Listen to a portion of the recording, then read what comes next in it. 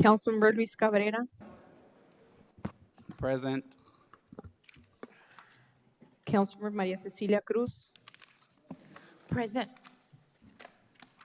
Vice Mayor Tadeo Sael de la Hoya, Councilmember Esteban Rosales, Here. Councilmember Lisette Servin, Councilmember Javier Vargas, Present. Mayor Nieves Raydell. Here. Mayor, you have a quorum. Thank you. Councilmember Rosales, would you please lead us?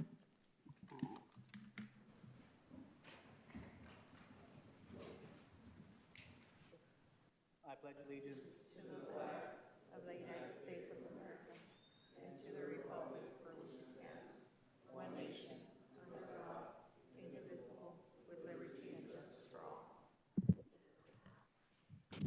Item number 3, invocation.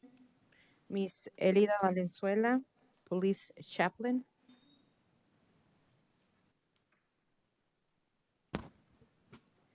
Amoroso Dios, en esta tarde se ha reunido la alcaldesa y este cabildo para tratar asuntos de la ciudad. Tu palabra dice que toda autoridad está bajo tu autoridad aquí en la tierra. Te ruego que puedas darles una vez más de tu gracia sobre sus vidas personales y laborales, a cada uno en particular, y la habilidad y la sabiduría para tratar los asuntos en las diferentes áreas que se presentarán en esta mesa hoy. Te ruego también por cada ciudadano y residente de esta bella ciudad de San Luis, Arizona, para que tengan un espíritu de cooperación y puedan colaborar juntos con las autoridades por el bien y el progreso y el bienestar de esta ciudad, para nuestro hoy y para nuestro futuro y el de nuestros hijos y nietos. Amén. Amen. Thank you.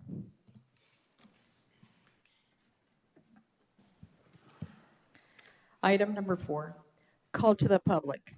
This is the time for the public to comment. Under ARS Section 38-431.001I, members of the City Council shall not discuss or take legal action on matters raised during an open call to the public that are not properly noticed on this agenda for discussion and legal action.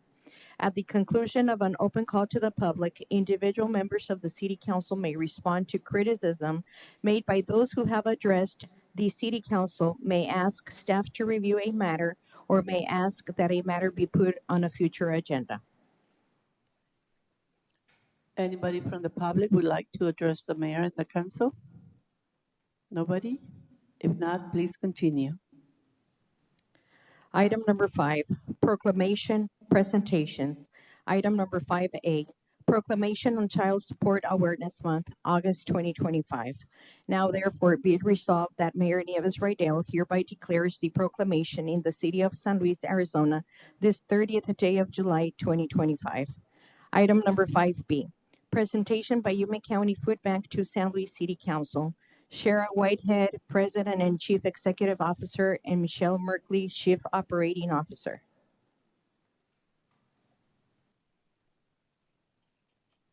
Please, can you come forward?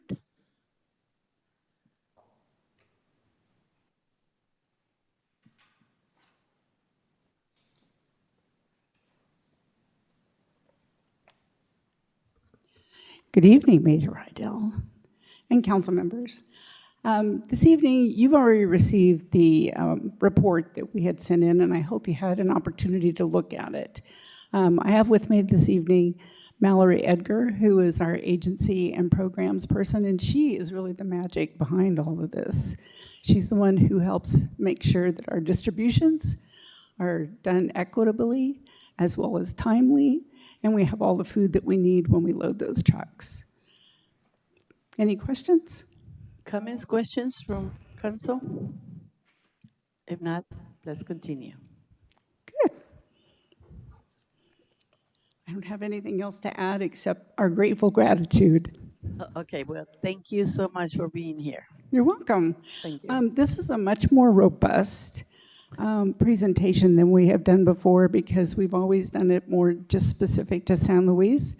But our team really felt like that there needed to be much more shared just so you could see what it looks like from a bigger scope of work within all of the communities that we serve, including San Luis. And we're very appreciative of the service that you're providing for our residents. There's a lot of need, and you are covering part of that need. It doesn't go unnoticed. Thank you for being here, serving our most needy residents. It Well, doesn't go unnoticed. we were really hopeful that this year we would see a drop, where people were able to find what they needed elsewhere or their circumstances changed. But in looking back at 2019, we're still way over those numbers. So the need is not changed yet. But that's our purpose. And we're here for those emergencies. And we thank you. Thank you so much. You're welcome.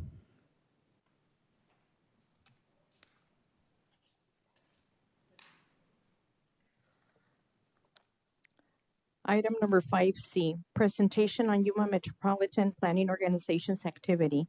Cristal Figueroa, Executive Director. Oh, this can be, okay. And I work the presentation from down here. Okay.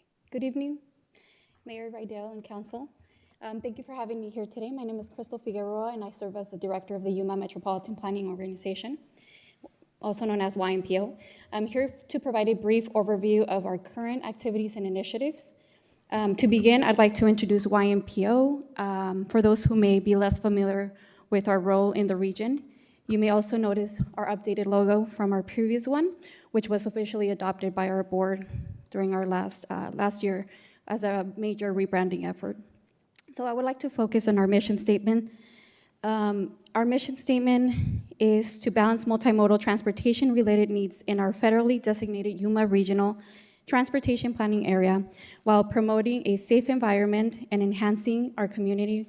YMPO planning includes data collection, coordinating, integrating sustainable solutions, and maintaining a continued long-range multi-agency comprehensive transportation plan to incorporate all stakeholders and members of the public. Now, our current board composition is shown above, and Councilmember Maria Cruz currently serves as the YMPO chair. I want to take the opportunity to thank her for her involvement with YMPO, representing the city of San Luis, for more than 10 years, but also serving as a board member for the Rural Transportation Advocacy Council and representing the region as a whole. So thank you. And a lot of you might question, what is an MPO? So it is a federally mandated organization that plans transportation for urban areas with over 50,000 people. YMPO met this criteria in the 1980 census and was formed in 1983. It's made up of representatives from local, state, and federal governments, and its role is to coordinate regional transportation planning and prioritize how federal funding dollars will be spent in the Yuma metro area. Furthermore, MPO is responsible for ensuring the transportation projects and programs are approved before federal dollars are spent. Now, YMPO represents and collaborates with our local member jurisdictions, which are listed, our state partner, the Arizona State Transportation Board, and the Southwest District, and our ex-officios. YMPO is governed by an executive board of 9 elected representatives from the listed jurisdiction, plus a appointed district representative of the Arizona State Transportation Board. Now, in this case, is Mr. Sam Elters, which is from Mojave County. The board is guided by our technical advisory committee of engineers, public work directors from all 7 member agencies. So although funding is mostly federal, YMPO works closely with ADOT, as most of the work we do is overseen by the state DOT, working on behalf of the U.S. Department of Transportation. Now, YMPO is federally mandated to, required to produce and maintain several key planning and compliance documents, which are listed. Our biannual Unified Planning Work Program and budget that outlines planning activities, studies, and funding allocations over a 2-year period. A long-range transportation plan that looks ahead 20 years and sets a vision for future multimodal transportation investments. A short-range program, formerly known as our Transportation Improvement Program, which identifies funded projects over a 5-year period and ensures fiscally constraint. An air quality conformity analysis to demonstrate the planned transportation projects to comply with federal air quality standards. And lastly, our annual audit and Title VI report, which ensures fiscal accountability, compliance, and civil rights and non-discrimination requirements. Together, these documents guide how YMPO programs federally transportation funding while ensuring transparency, public participation, and regulatory compliance. And I would like to focus on the current ongoing projects. The following are ongoing, almost completed projects for fiscal year 24 and 25 work program. Last year, 8 applications were submitted under the Highway Safety Improvement Program, and 6 have been selected for scoping across the county for possible safety funds. The next 4 projects are wrapping up this month. Approval is anticipated by our board tomorrow. As previously mentioned, one is the LRTP, the Transportation Improvement Program, the Air Quality Conformity Analysis, which are federally mandated and are required to be updated 4 years in areas of air quality non-attainment. The last one is the Complete Streets. It's meant to serve as a guide for our members for how complete street principles are integrated into the planning process for transportation improvements across the county. And these aren't just check the box items. They're critical tools that guide our region planning, funding decisions, and long-term vision. And I would like to stop here and ask council if they have any questions.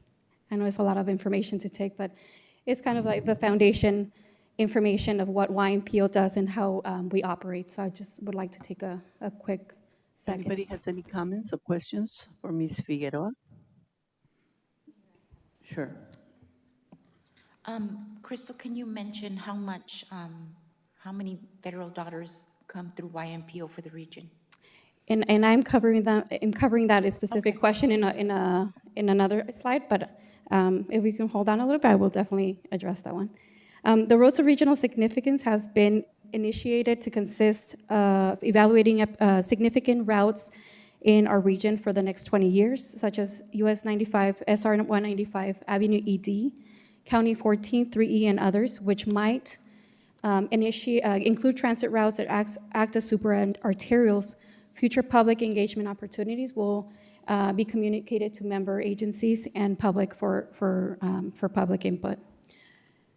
Our next huge program that we do carry out, and it's developed for the next 2-year Unified Planning Work Program, describes the transportation planning activities and priorities to be conducted in the Yuma MPO area for the specified years.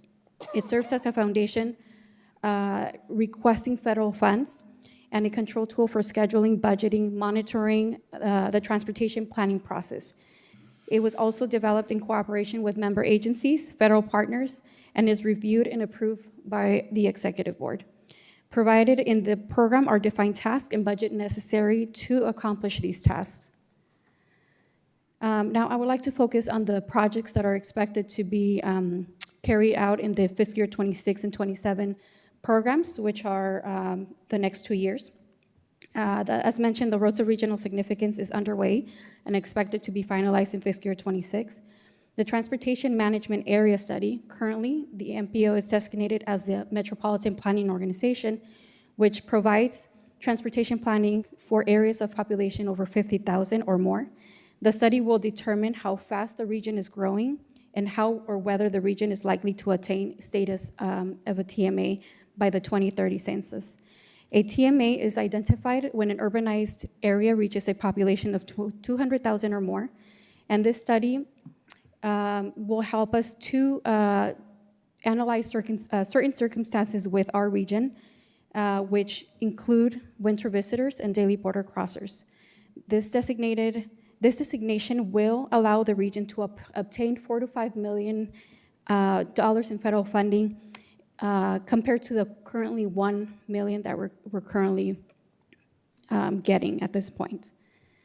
The third project is a result of a successful 2024 Safe Streets for All grant.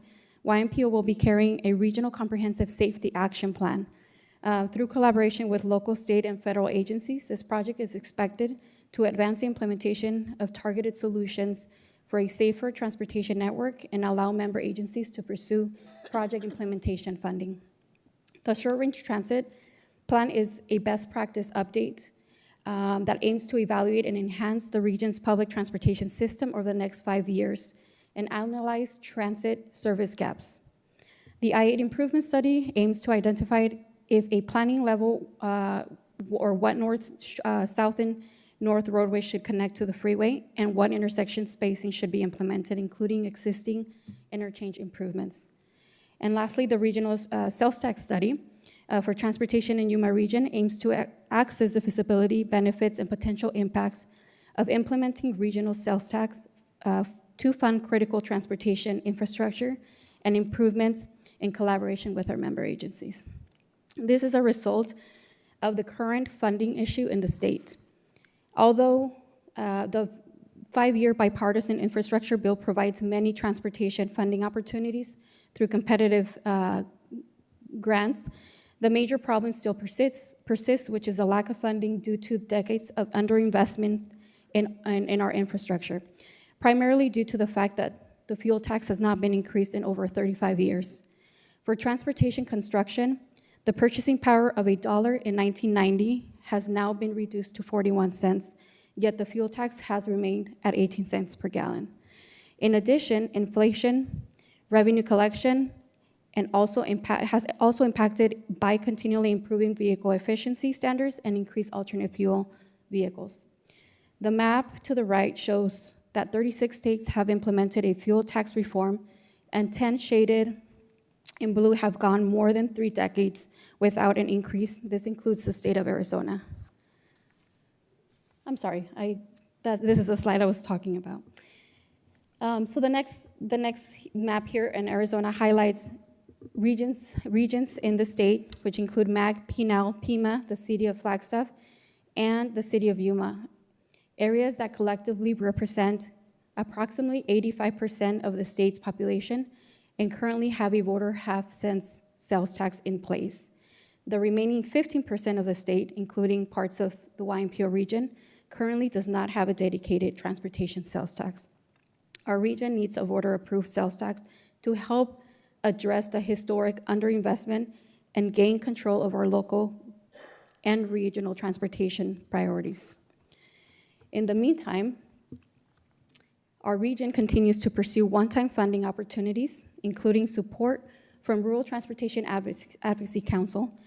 This effort benefits Greater Arizona, counties outside of the major MAG and PAG areas.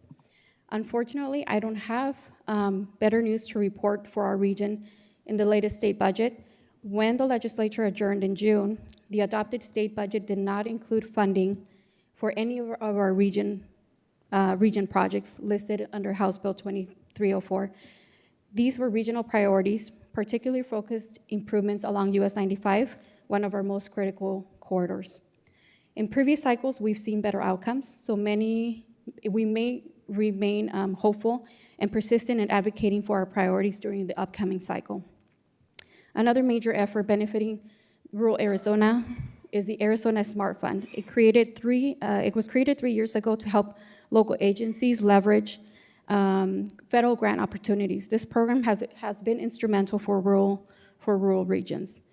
However, the Smart Fund is nearly depleted, and while House Bill 2101 proposed $10 million in appropriations, the final budget included no additional funding for the program this year. So this is the table of AC Smart funding awarded in our region. To date, YMPO has been awarded over $10 million in Arizona Smart Funds, which have successfully leveraged more than $45 million in federal funding. City of San Luis was the first one to take advantage of this opportunity, and the award amount was for $2.7 million. Currently, approximately $13 to $14 million remains available in the Arizona Smart Fund, which the state legislature originally established for rural communities, again, to compete for federal transportation funds. As of July 18th, the Arizona State Transportation Board did redistribute those funds. So the table for available funding was updated. Currently, $14 million was equally distributed along all 5 funding categories listed, with $2.9 million in each category. So there is still this funding opportunity for member agencies to pursue. Another funding opportunity that I would like to speak about is a competitive grant program that is administered by ADOT. This is for Transportation Alternatives Program. Fiscal year 26, there was approximately about 17 million available. So although the application cycle for fiscal year 26 has ended, the same funding is expected to be available for the next 2 years, fiscal year 27 and 28. Eligible entities include local governments, tribal governments, regional transportation authorities, transit agencies, MPOs, nonprofit organizations. The application process does require a letter of support from the MPO. Eligible projects include smaller scale transportation projects, such as the ones stated in the slide: pedestrian and bicycle facilities, recreational trails, safe routes to school, are just a few to name.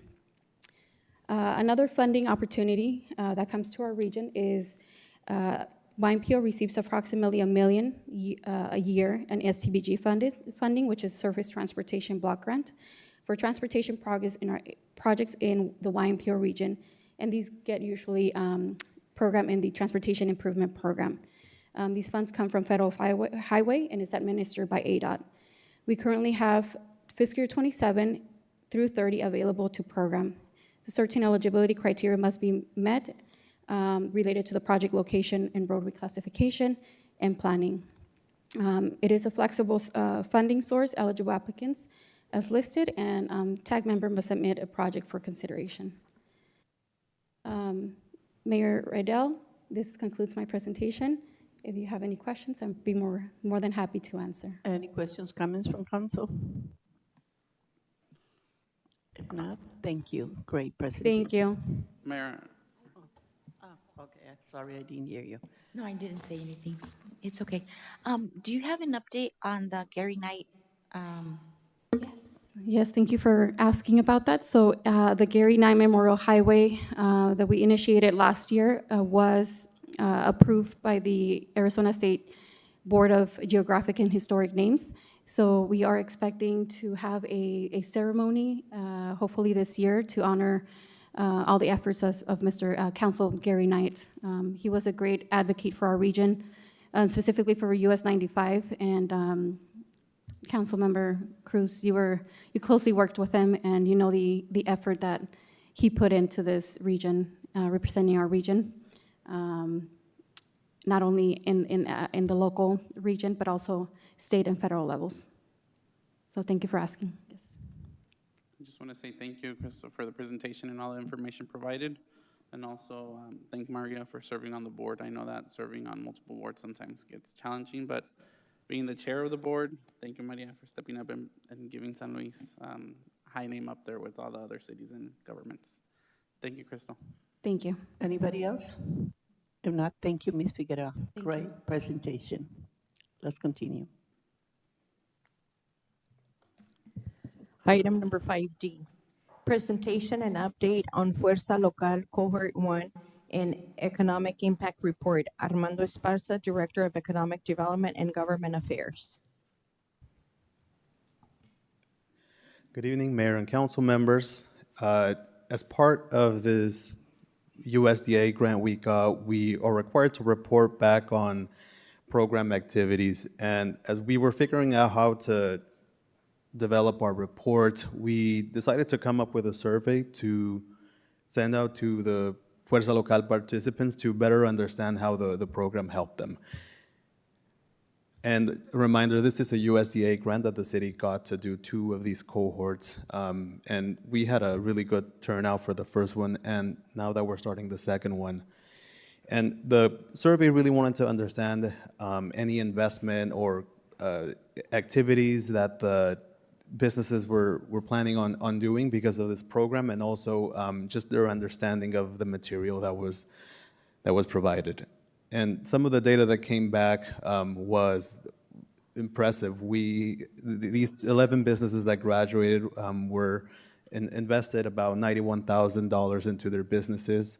They were also going to be awarded $11,000 in grants from Fuerza Local to invest back into their businesses. These 11 businesses also had a total of 34 employees, some that were existing, and also some that they were planning on hiring.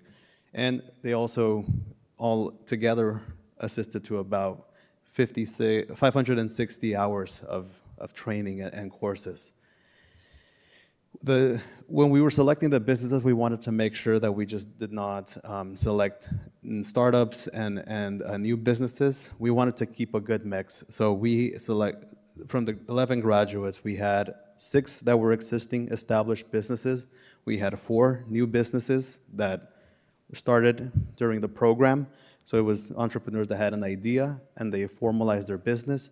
And we also had 1 business that was in the city for a long time, but it was a sole proprietor and never really formalized his business. So the program really helped him set up the formal business. Again, 26 jobs these businesses had, and from the training that they received, they were planning on hiring 8 additional people. 1 business secured a business loan to expand and buy equipment to add additional products. And 5 businesses saw direct revenue increase because of the program, totaling about $15,000 during this period. We also had 1 business that was part of an investment that was already happening. And what we heard from this business owner is that it really helped her understand how to manage this business, because $3.2 million is a big investment. So she wanted to make sure she had the skills to manage this investment and this business that's launching actually in 2 weeks. Another important thing that we wanted to understand is how the businesses felt when it came to the skills. So we asked them about 5 skills that the courses covered, which was taxes and accounting, human resources, access to capital and financing, marketing and social media, customer service, and just business planning. So at the beginning of the courses, we can see that there is a mix between proficiency levels, a lot on the red side, the left side, and some in the middle, and some with some proficiency. After the classes, we can say that everyone shifted to high proficiency in those 5 skills. We also asked them if they would recommend the program to other businesses, and everyone said yes. And we got some good responses. You know, it's all about building a community and learning about the topics, and also just feeling more confident to run their business. So now we're launching Fuerza Local Cohort 2 with $30,000 that's left over from this grant. We still had great turnout for Cohort 2. We had about 30 plus applicants, and we conducted 27 interviews and selected 12 businesses that are going to start on Tuesday, August 5th. That's it for me. Any questions from Mayor, Council? Also like to thank the Economic Development staff, all the community partners, instructors, and of course, Fuerza Local that supported this program. I do have a comment. I went to the graduation, and it's amazing what you were able to bring to our community. A lot of people do not understand the concept that the small business is the backbone of the economy of this country. It's not the big boxes or the big investors. It's the mom and pop, the medium-sized businesses. I have the utmost respect for these people. They're taking a chance and starting something. I think it's the dream of almost everybody to be their own jefe. I like be on your own, create the jobs, and it's really amazing what you guys had accomplished. And people were very excited, and you see the hope, the excitement of the future that they have in their hands. Hopefully, the people of San Luis will go and support these businesses, because these people are making a great effort and great sacrifices. So thank you for doing that. I know that there's a waiting list, and hopefully this program keeps going and going and growing. This is what people needed in the city of San Luis, somebody that care enough to prepare them. So thank you. It was an amazing, amazing event. Thank you, Mayor, and thank you to everyone from Council that attended the graduation. Councilmember Cruz and Councilmember Servin were there as well. Thank you. Anybody else? Yes, Mayor. Yes, I agree with the mayor. It's an amazing experience that they went through. You can see the excitement and the willingness that they're willing to implement everything they learned. So thank you so much. Thank you. Thank you, Armando. Also, looking forward, I know there was a calendar invite sent out for cohort 2 kickoff, so looking forward to joining the next generation of business owners that are gonna get support from you guys in Fuerza Local. Appreciate all the support. Anybody else? Thank you, Armando. Let's continue.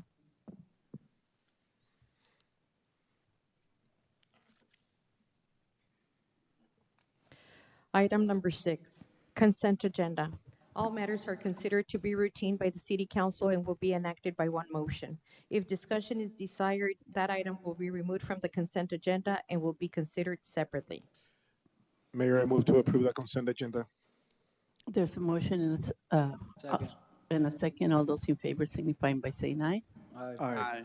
Any nays? Motion carries. Thank you. Item number 7, discussion and possible action items.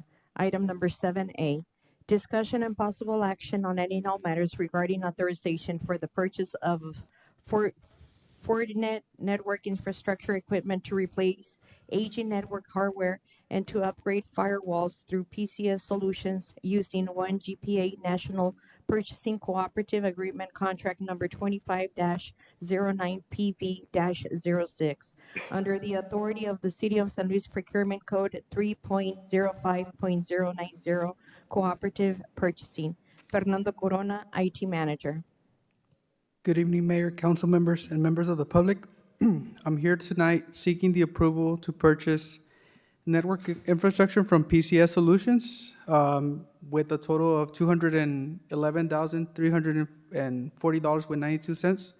This purchase would be through a cooperative agreement, one GPA. The contract number is 2509PV06. The goal of this project is to replace outdated and unsupported network hardware, which is no longer receiving critical security updates, in addition to feature upgrades as well. One of the major improvements that will be part of this project is replacing our single firewall right now for a redundant high availability firewall pair. This would eliminate the single point of failure, allowing us to have a little bit more resiliency when it comes to our digital operations. We're also seeking the approval to purchase additional firewalls that will be installed in key locations. This includes the Municipal Court, Joe Orduño Park, and Fire Station number 2.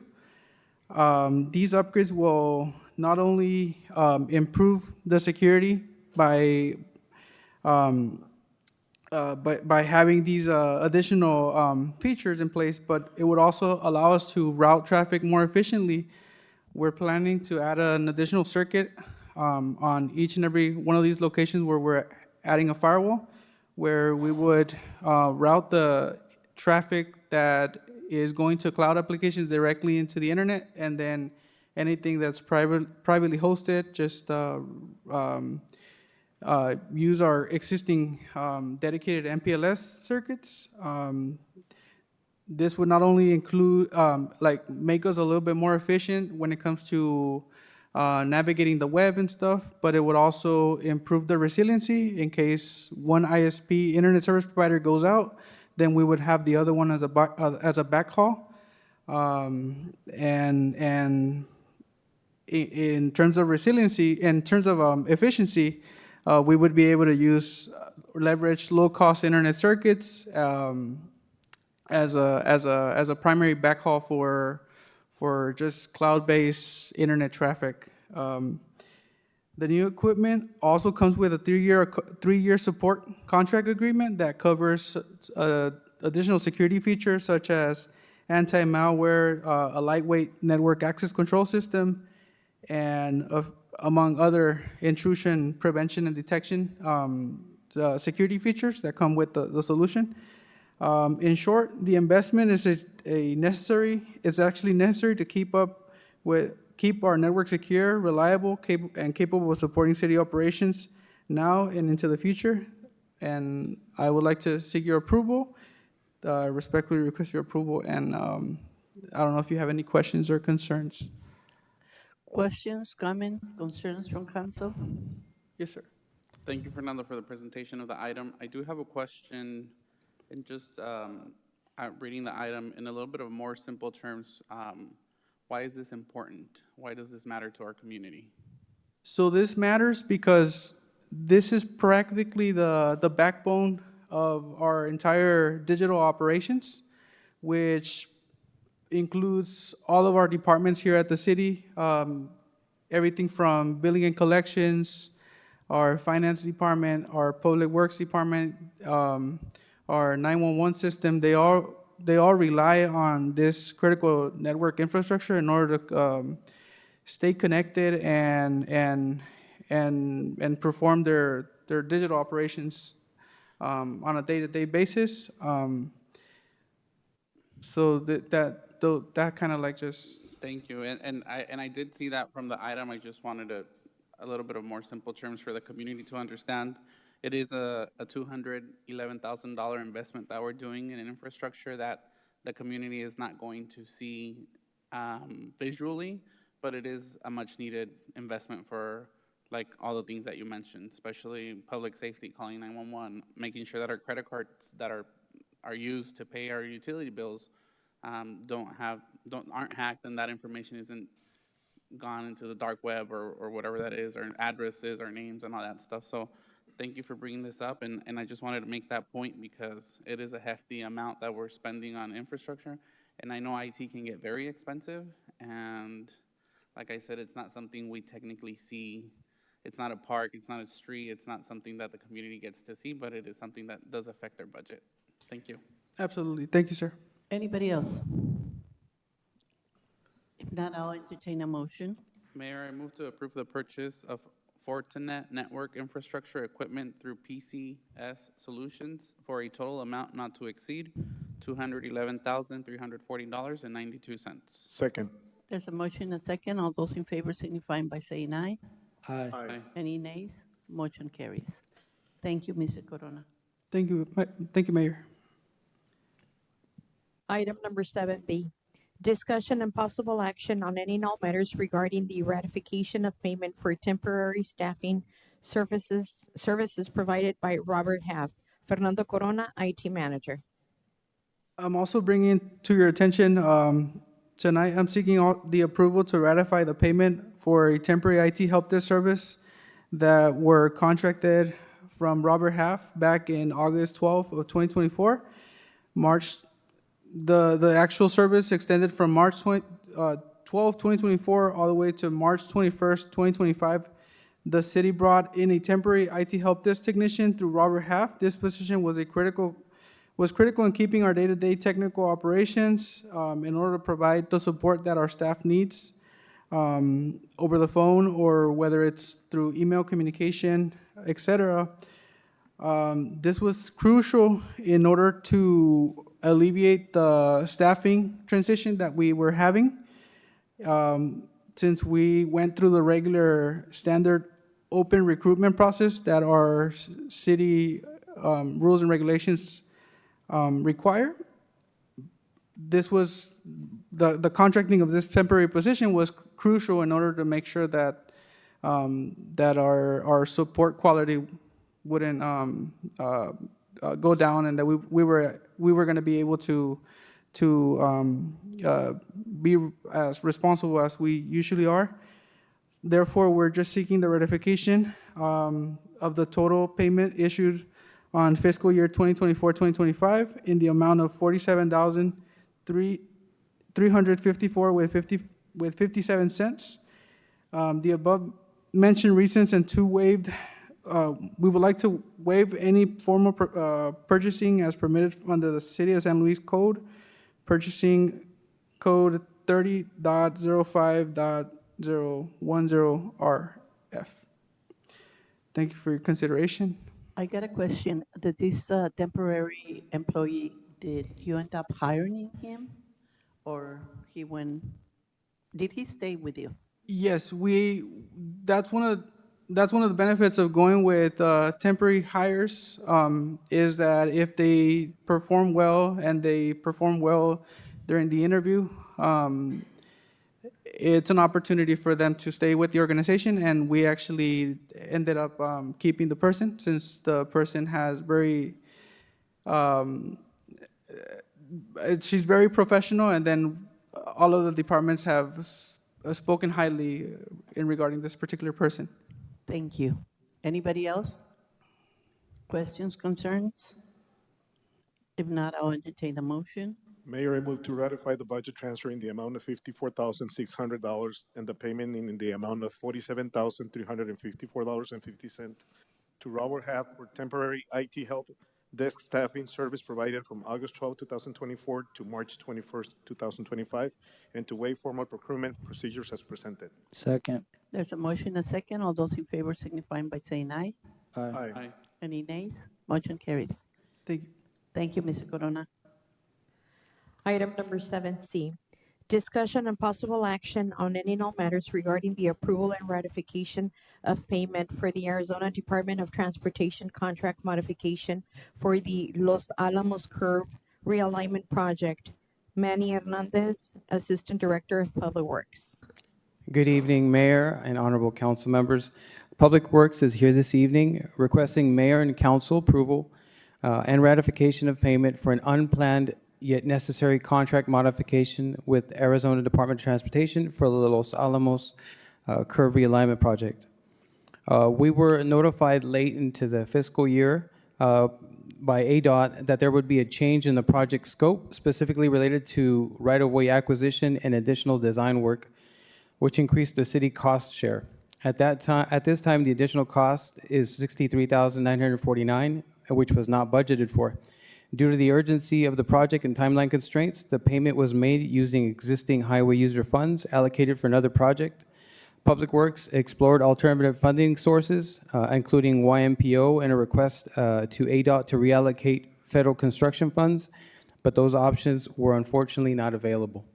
The IGA clearly states that the city is responsible for cost overruns if the final estimate exceeds the original. With the support of City Admin, Public Works paid the contract modification.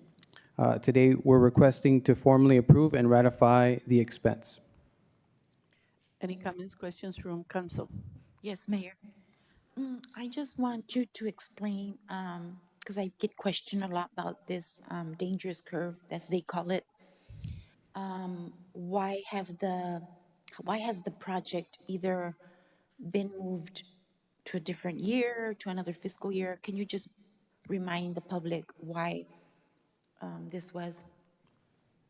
So the project was slated to go to bid the end of this year. It might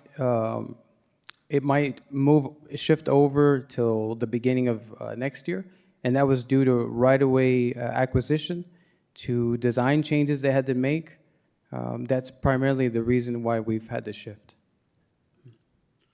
Thank you. I got a question. Can you lower it?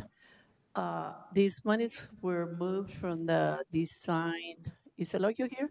The design of 6th Avenue, those monies that, well, the question is, do I have a conflict, Kay, because those monies came from Rydell Construction and is being used in another project. Do I have a conflict? or not? Mayor, if you may, Eulogio will be able to answer that question, and I think the answer is going to be no, you do not have a conflict. Eulogio? Okay, thank you. Just want to make sure. So, Mayor, thank you. So the question, if I'm understanding, you're trying to understand why the funding from that project was used? Is that correct? Yeah, because that money for that design, it was an agreement with the company, so you guys can start designing 6th Avenue. That is a much needed connection. So the question is, okay, it's coming from Rydell and it's being used for something else. And I just want to make sure that if I participate, nobody can challenge that I'm participating on something as simple as this. I think I understand your question. So the project was funded, the design project was funded actually in fiscal year, we started the planning in fiscal '24. So that funding was decided, that's before, I think Planning and Zoning requested to use the developer contribution. So we were already planning on the design work, that came, the request to begin using the developer contribution came afterwards. We didn't specifically, Public Works did not specifically request to use those funds. We actually presented to finance a series of different funds, but they saw that it would be, more time saving to just take it from one highway user unused account than to have to bundle up a bunch of smaller accounts that that had remaining funds to make up for this $63,000 expense. That was the rationale. As long as I don't have a conflict, thank you. Thank you. So just so it's clear, the money never came from the developer. As far as we understand, it came from the highway user fund. Yeah, okay. Okay, thank you. Okay, any questions, comments from council? Just like to follow up on Councilmember Cruz's question, because I've also had residents approach me regarding this dangerous curve. Why are we just now taking action on trying to get this problem situated? So just speaking from my understanding, we are following the ADOT schedule. And we've filled out, and we've completed an IGA with them. We completed an IGA with them, let me see. Back in June of '23, that's when we signed an agreement to move forward with this project. And I understand that, but when was the subdivision approved, and when did when did people start living in this area with this danger of road? Like why was it from 2000? I don't even remember when the subdivision was approved, but I know it's been there for many years, and the curve. I mean, we've had fatalities in that curve in our community, and it's always been an issue as to why was the subdivision even approved in the first place if they didn't have a proper road. Manny, if I may, I can answer that one because you two were not even here. Okay, a long time ago, there was that subdivision came about in 2004, 2005. The city engineer was Mr. Ford. Thank God I'm not dead. He's gone, and my late husband is gone. He passed away in 2005. The original road started in 10th, and we secured a road from the BLM that was going to connect to the Rydell Boulevard. Once it was designed, the then city manager and the mayor, which was Juan Carlos Escamilla, decided that they didn't like that road, that it needed to be reconfigured, and it took us another 9 months of securing another right-of-way. We were in agreement, absolutely not, because we brought that issue that anybody that kids will drive very fast or people that are under the influence, and we tried to fight it, but the mayor was adamant that that's where the road should have been gone, and they approved the subdivision, and we did. If anybody can bother to go back and look, we didn't want it to do that road there. It was going to be unsafe and way more costly. And what happened, the first 100-year flood that we had, that road was washed away. And yes, we do had a fatality there, but the city requested the street to be put in there. The city made us change, and it cost us a whole bunch of money because we pay for the indentured spaces once and then twice. So that's the story. Some of the people that were part of it is gone. But I have enough information. Anybody that wants to see the story, I'll be more than happy to share it. The city approved it. We were not in agreement. But again, we were the developer, and if the city say jump, we just ask hi. So hopefully that settles this one. We were not in agreement. Water users were not in agreement because somebody could end up at the canal. Unfortunately, there was the time that my husband passed away, and I did not have the fortitude to keep fighting City Hall. I said, okay, but one day somebody's gonna get killed there. So that's a story. I don't have a reason to lie. It is a dangerous place, and every time that we have a flood, it's going to be washed away. We are aware, but the city, it was the only way that we're going to approve that subdivision, and we went along with it. So that's the story for what is worth it. So you have any more questions, I'll be more than happy.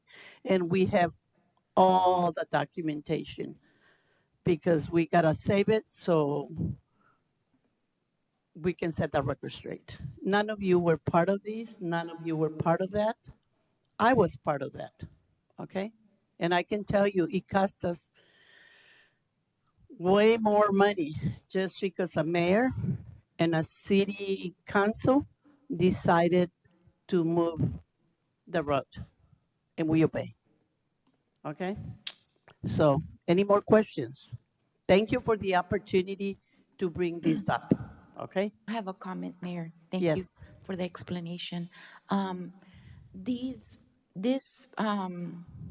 project is a federal granted funds. So it's not that the city pushed back the dates.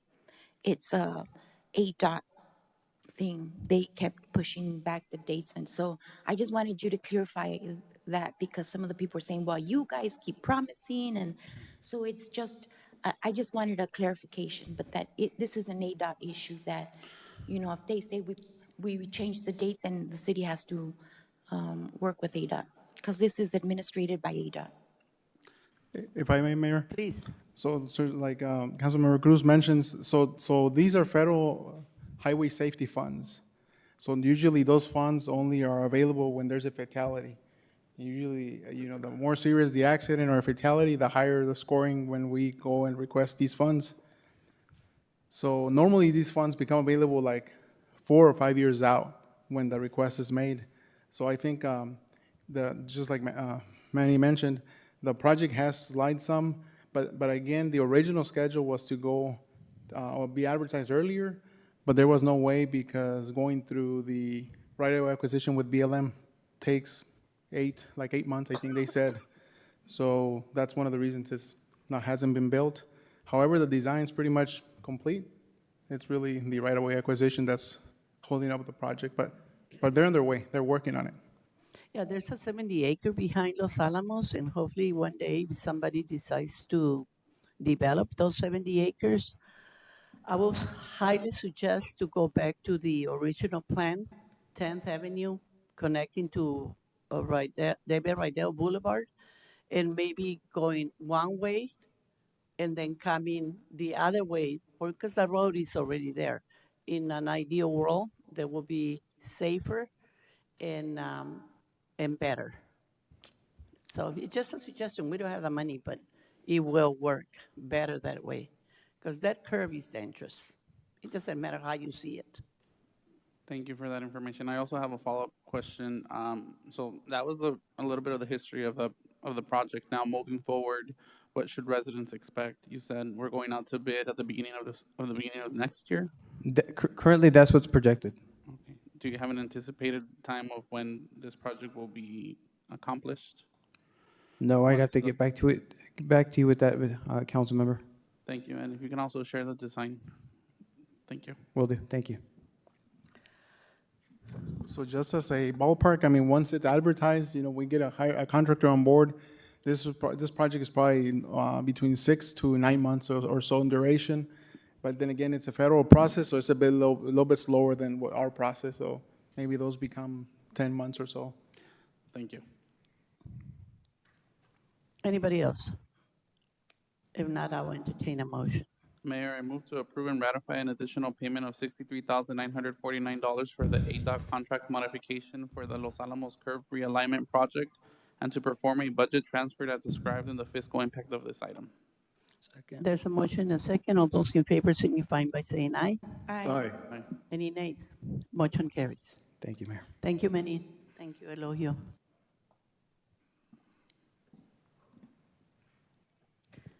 Item number 7D, discussion and possible action on any and all matters regarding authorization to accept a service agreement and enter into a contract with Precision Protective Services LLC for traffic control needs.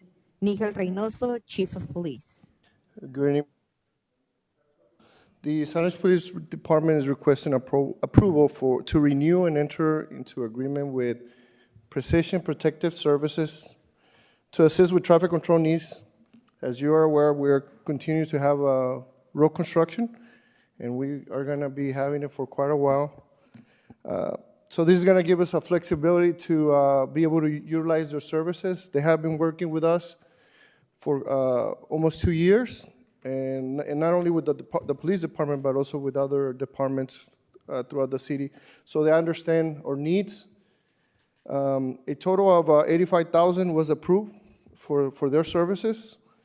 The term will begin as once it is approved, and it will go until June 30th, 2026, or until we deplete all funds. We went through a bid, and they were the lowest bid that they provide.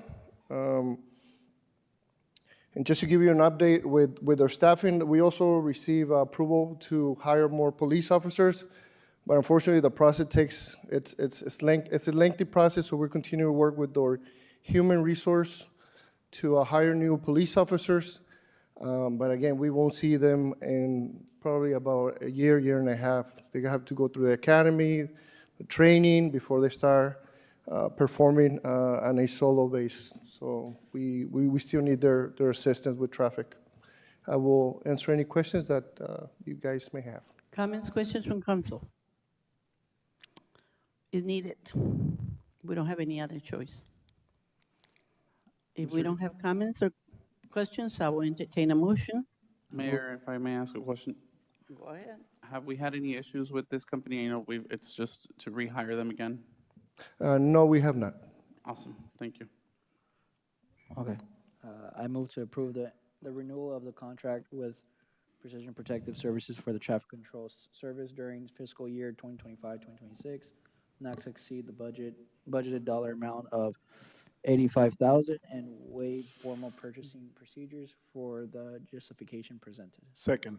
There's a motion, a second. All those in favor signifying by saying aye. Aye. Aye. Any nays? Motion carries. Thank you, Chief. Thank you. Item number 7E, discussion and possible action on any and all matters regarding order number 2025-06.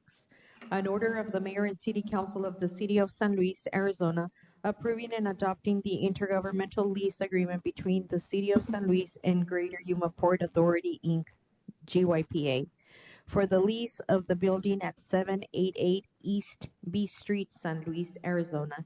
Kay McQuill, City Attorney. Good evening, Mayor and council members. This is the B Street building. Proverbs 31 Home is going to have one of the offices. And Sonia, if you could go to the attachment and go to the last page, it'll show the new layout after the remodel. So the thought behind it is that GYPA needed an office close to the port, and they have money to help us remodel it, and so they have the ability either to pay for 5 years up front, which would help reimburse for the remodel, or go month by month. And the rent that we came up with is based on the way it works for the incubator.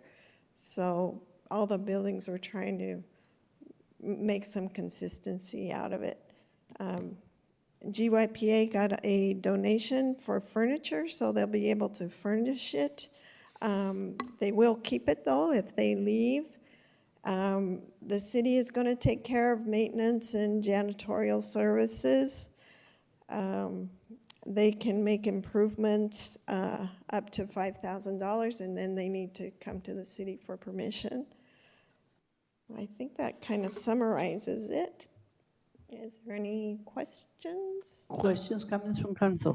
Ms. Kay, Port Authority is going to pay for, we're going to pay for the utilities, water and sewer, and they will pay for electricity and internet. I'm not sure it says that. That's not what the agreement says. Yeah, we got we'll need to change the agreement that we got on the Yeah, agenda. we need to change that. It has to be included. Okay. Do we want to approve the item with those changes or just bring it back to the next meeting? Oh, let me, I have Ms. Buna here. Ms. Buna, can you confirm that that's the case so that the council may make an approval based contingent upon those changes? Nice to see you. Hi, good afternoon. Bina George, Executive Director to the Greater Yuma Port Authority. I have been in contact with Jenny as far as the allocation and what bills are going to be split between the city and ourselves. So we're going to take care of power, correct? And then I don't have my cheat sheet. I had a cheat sheet. The internet?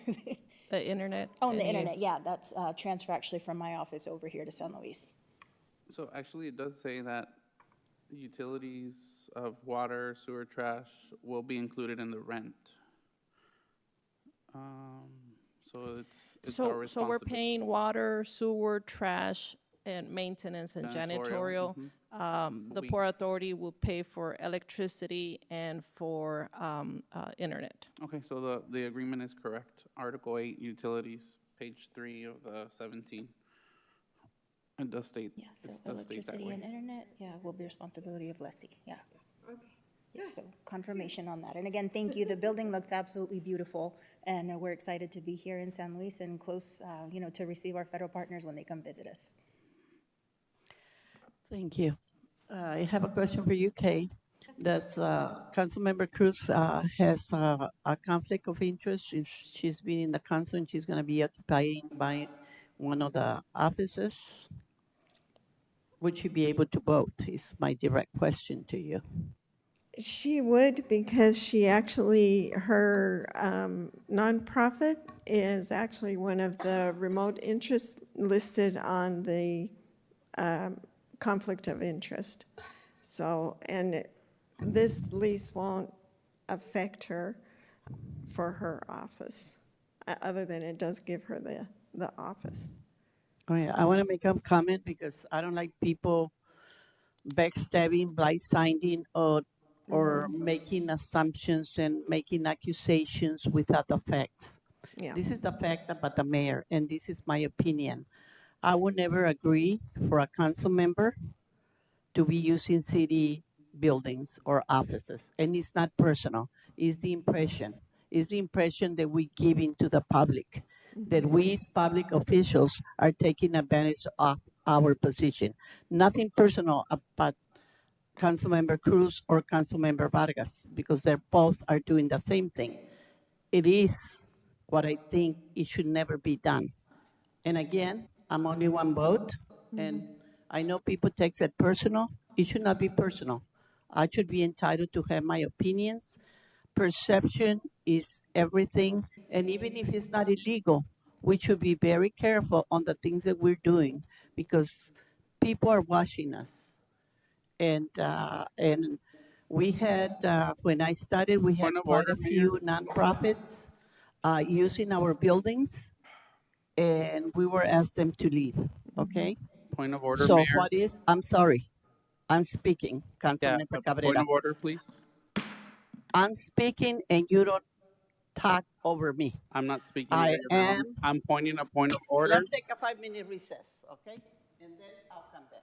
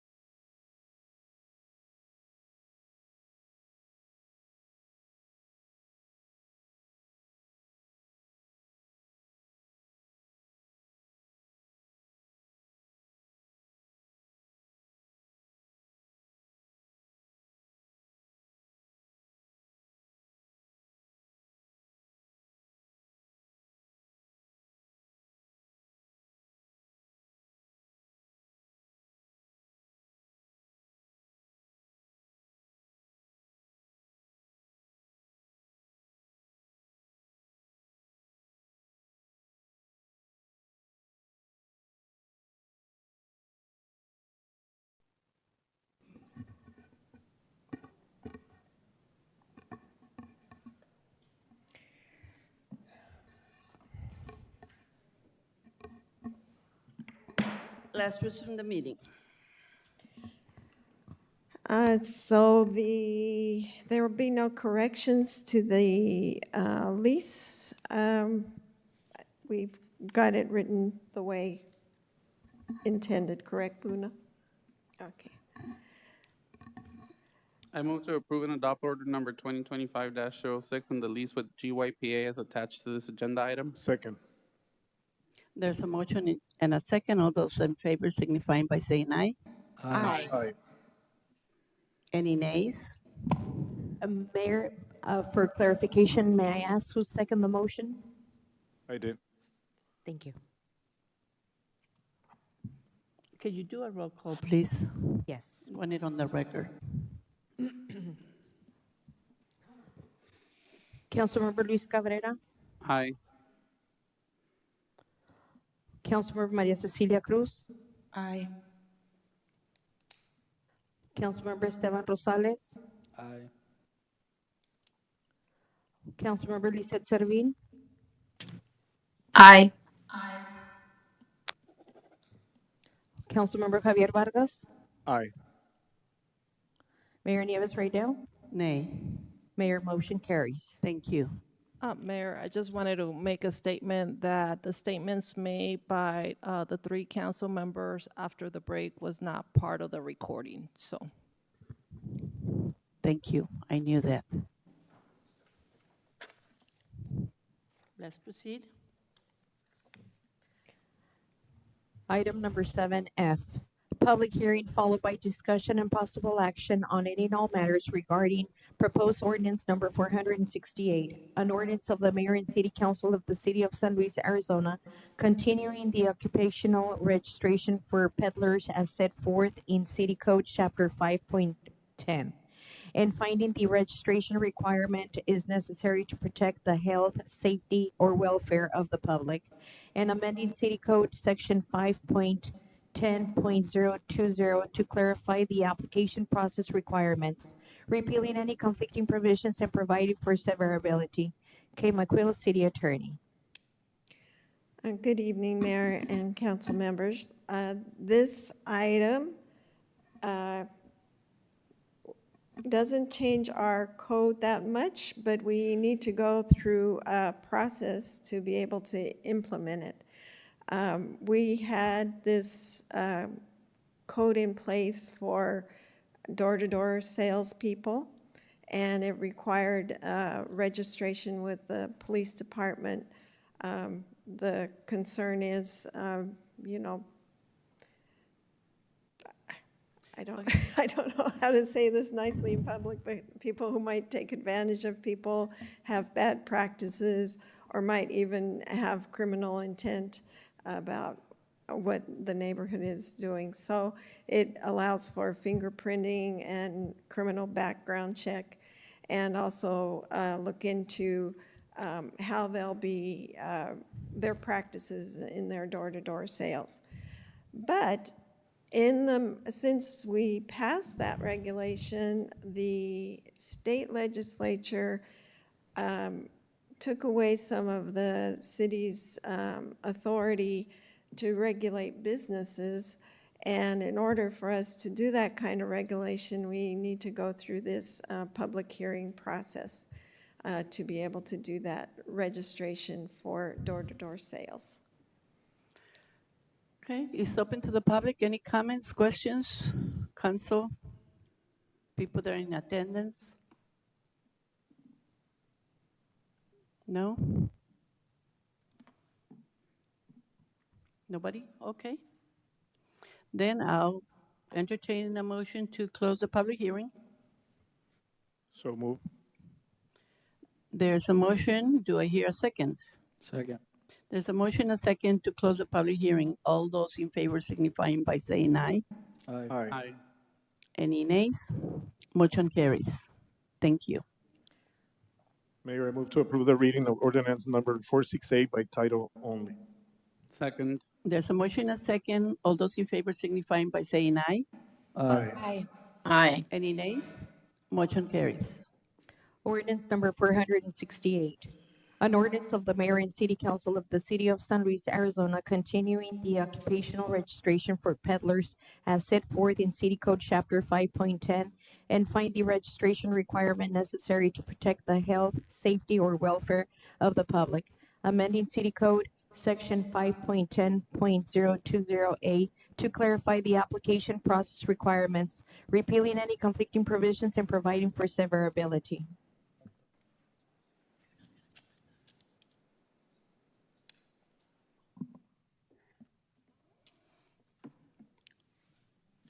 Mayor, Okay, I go move ahead. to approve and adopt ordinance number 468 as presented. Second. There's a motion, a second. All those in favor signifying by saying aye. Aye. Aye. Any nays? Motion carries. Councilmember Rosales has an emergency and he got to leave. Thank you for your time.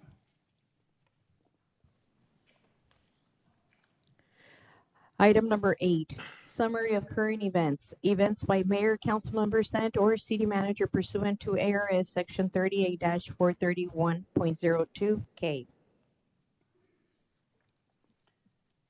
Anybody has anything to report?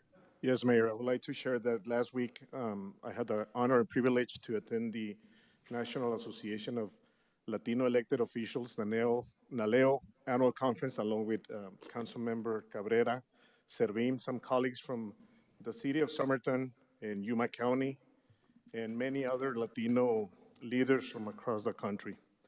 As a council member, I know firsthand how important it is to have spaces like this where we can connect, learn, and work together for make our community stronger and united.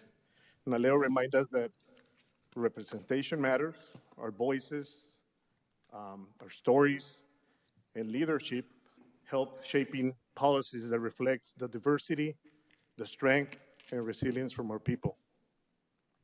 These gatherings are not just about politics, they're about purpose and progress. I'm so proud to be part of this network, and I'm committed to bring the knowledge and inspiration that I gain to my community to use it on the decision-making process for the benefit of my community. Thank you. Thank you. Anybody else? Yes, I would like to remind everyone that we have a special meeting coming up on Wednesday, August 6th. It is our follow-up to Robert Rules of Order. So it is how to conduct official business. There were some members of the council that didn't attend the first session. I highly encourage all of us to join the second session to continue to be well-trained and educated on how to run a proper meeting and conduct business. Thank you. Anybody else? Yes, Mayor. We attended, yesterday we attended the Yuma Pipeline Project. Very interesting conversation. This is going to be 91 miles of gas line, and it will eventually cross into Mexico. We will be benefiting greatly from this, as we know that we have lost some business because we didn't have gas infrastructure. So this is a plus for the city of San Luis and the region, which includes Mexico. Thank you. I'd like to add on that one. I had visitors from that project in my office today, the Mexican delegation, and it was very entertaining and very informative. I'm glad that Mexico is ready to buy this type of energy. So it's going to be something good for our brothers across the border. Thank you. Having said that, yes? Lastly, I would just like to, our Gadsden School District is going to start school August 6th. So welcome everyone back to school, and I wish everyone a great, successful academic year. I know our school, Sun Valley, from our Somerton School District already started school, so I got to see some students and their families walking to school. So welcome back to them as well, and I wish everyone a successful academic year. Thank you. Anybody else? If not, I'll entertain a motion to go into executive session. So move. Second. All those in favor signifying by saying aye. Aye. Any nays? Motion carries. Mayor, if you don't mind, would you excuse the staff? I think we can handle the majority of the items with the except of Mr. Guzman. Okay. Any city employee that do not have anything to do with this, please feel free to go home. Thank you.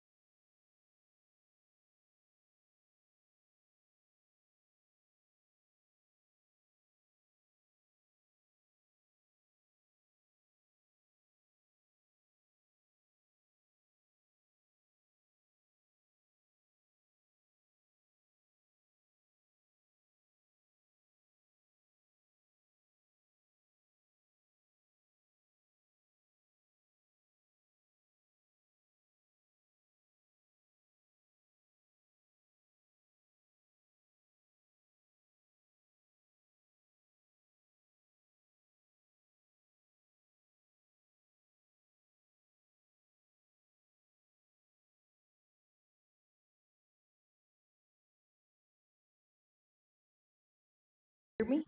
Yes. Thank you. Thank you, thank you.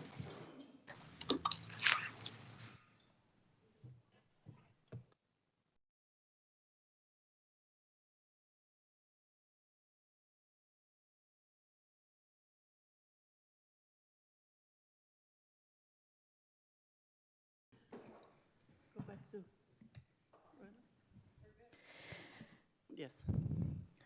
Item number 10, motion to go back into special session.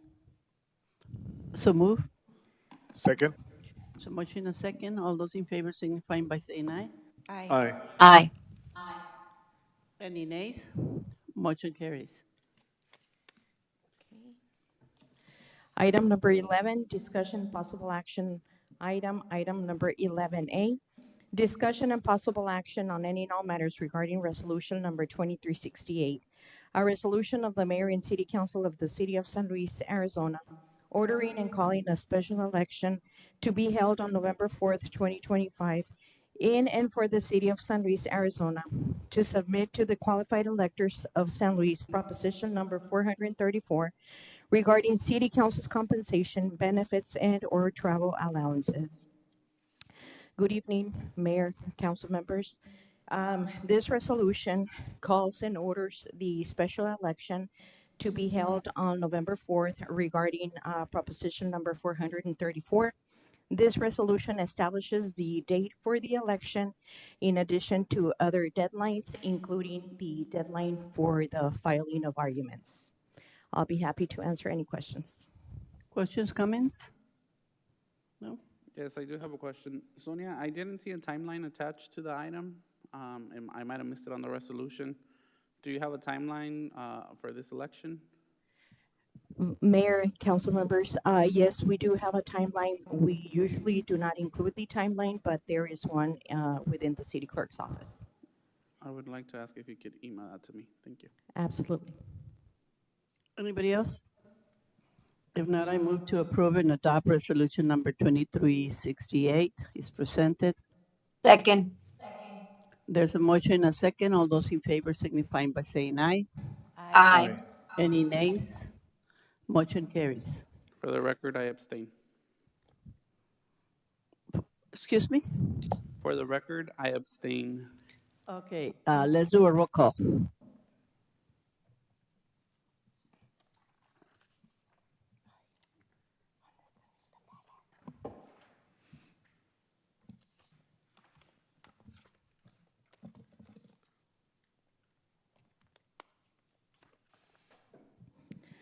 Councilmember Luis Cabrera, I abstain from voting on this item. Councilmember Maria Cecilia Cruz, Aye. Councilmember Lizeth Servin, Aye. Councilmember Javier Vargas, Aye. Mayor Nieves Rydell, Aye. Mayor, motion carries. Thank you. Item number 12, adjournment. So move. Second. There's a motion and a second to adjourn. All those in favor signifying by saying aye. Aye. Any nays? Motion carries. Thank you, everyone. It's a long meeting.